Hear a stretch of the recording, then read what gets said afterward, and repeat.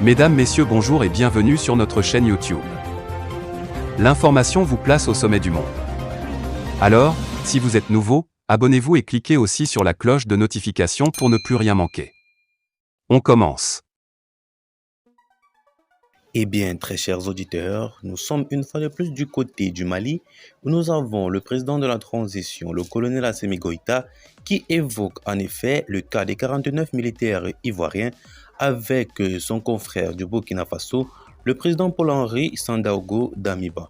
En effet, les dirigeants du Mali et du Burkina Faso ont convenu de renforcer leur partenariat militaire lors d'une réunion à Bamako, a indiqué la présidence burkinabé dans un communiqué transmis dimanche 4 septembre 2022 à l'AFP selon Africa News.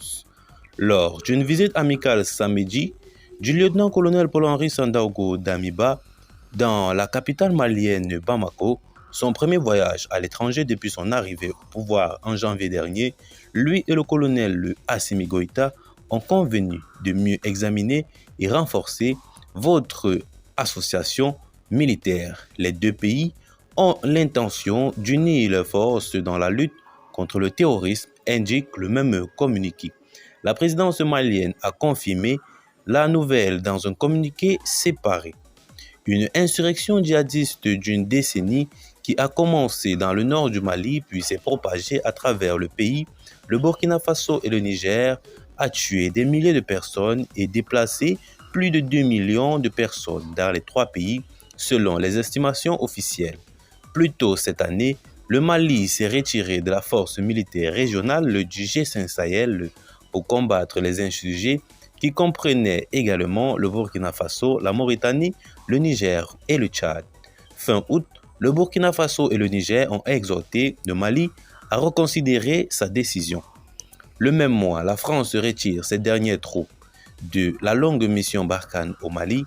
Damiba et Goïta ont également évoqué le contingent du soldat ivoirien actuellement détenu au Mali, accusé d'être des mercenaires, a indiqué la présidence burkinabé.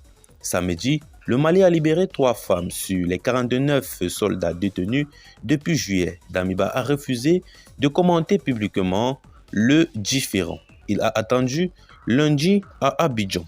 Alors, les amis, c'est là la récente échange concernant la rencontre entre le président du Faso, Paul-Henri Sandaogo Damiba, et son homologue du Mali, le colonel Assimi Goïta, concernant les mercenaires ivoiriens, les soldats qualifiés de mercenaires ivoiriens arrêtés du côté du Mali depuis déjà près de 2 mois. Qu'en pensez-vous donc de cette situation? Laissez donc vos avis en commentaire, partagez la vidéo avec vos amis. Si vous l'avez trouvé notamment intéressante, abonnez-vous à la chaîne si ce n'est pas encore fait. Et on se retrouve très prochainement pour de nouvelles vidéos. Bye bye.